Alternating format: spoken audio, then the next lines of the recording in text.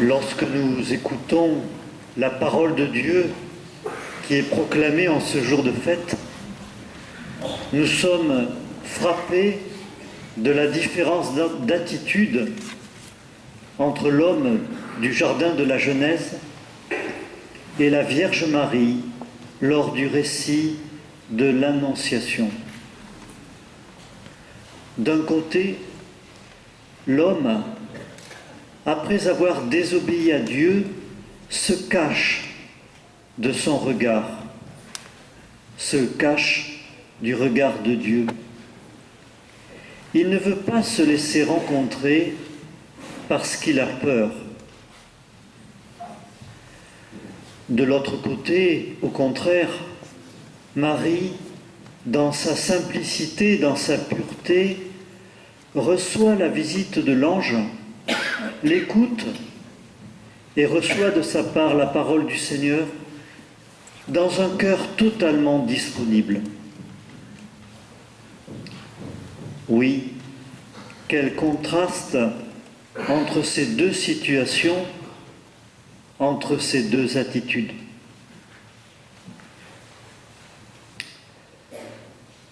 Lorsque nous écoutons attentivement cette parole, nous sommes amenés à reconnaître que nous ressemblons beaucoup à l'homme du jardin de la Genèse, à l'homme qui a désobéi à Dieu.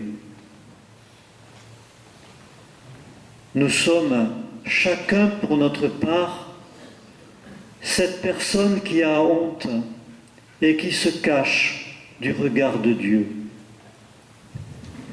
Nous avons peur de nous laisser rencontrer par lui. Il n'est guère difficile de trouver des exemples chacun dans nos propres vies qui vérifient cela.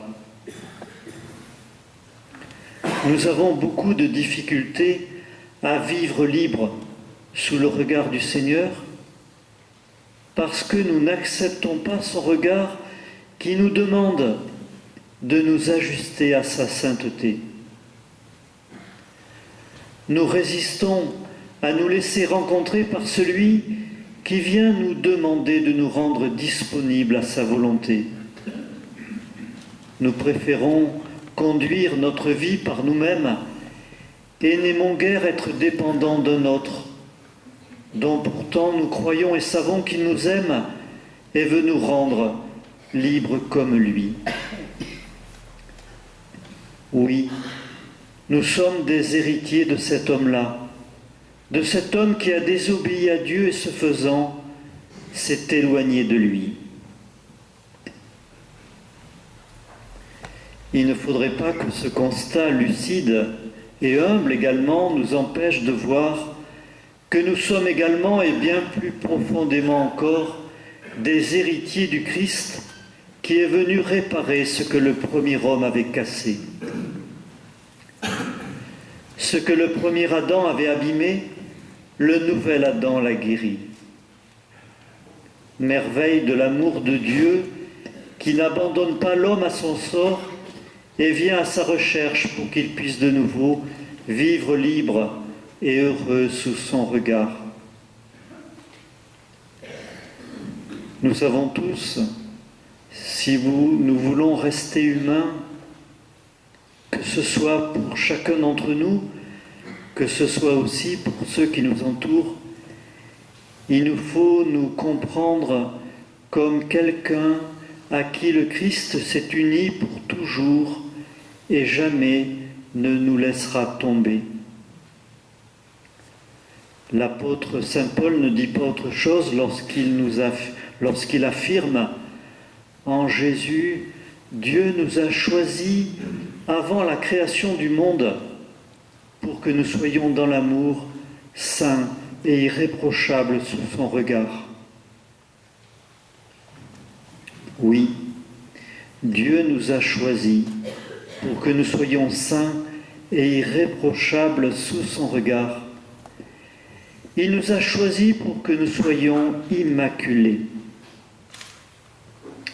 Aujourd'hui, précisément, nous nous réjouissons de la présence de l'Immaculée au milieu de nous. Avec Marie, ce beau visage d'humanité auquel nous aspirons du plus profond de nous-mêmes n'est plus un rêve lointain et difficilement accessible, puisque ce visage existe bel et bien en Marie. La Vierge Marie a tant à nous apprendre sur notre destinée, sur notre vocation. Lorsque nous confessons Marie sous le vocable d'Immaculée Conception, nous sommes conviés à nous reconnaître en elle, à nous reconnaître dans sa simplicité lorsqu'elle accueille la parole de l'ange. Nous aussi, Dieu nous parle sans cesse. Chaque dimanche, il nous rassemble pour nous parler. Nous sommes invités à recevoir sa parole comme un événement qui vient sans doute nous étonner, nous surprendre et peut-être à certains moments nous déranger. Pour autant, lorsque Dieu nous parle, il nous appelle à dire oui, comme Marie l'a fait lorsque l'ange s'est adressé à elle. Nous aussi sommes conviés à vivre concrètement cette confiance fondamentale qui est celle de la Vierge Marie. Cette docilité, cette souplesse sont plus que jamais d'actualité dans un monde où l'on voudrait tout prévoir, tout programmer. La docilité de Marie interpelle notre monde d'aujourd'hui. Sommes-nous comme Marie, comme nos prédécesseurs de 1947, dociles aux appels de Dieu? Vivons-nous suffisamment de sa parole? Entrons-nous suffisamment dans sa volonté? Dans ce récit de l'Annonciation, nous voyons ce que réalise la grâce en la Vierge Marie. Nous sommes appelés à expérimenter à notre tour les merveilles que réalise la grâce de Dieu en nos vies, si nous voulons bien nous y rendre disponibles. En ce lieu de l'île Bouchard, nous faisons l'expérience qu'accueillir la grâce est plus naturel, plus simple. Sans doute parce qu'en ce lieu, nous honorons particulièrement la Vierge Marie qui est comblée de grâce. Elle nous fait comprendre comment accueillir la grâce nous rend heureux, joyeux, nous rend libres sous le regard de Dieu et des autres. Ici, plus que partout ailleurs, nous chantons avec Marie le chant du Magnificat. Amen.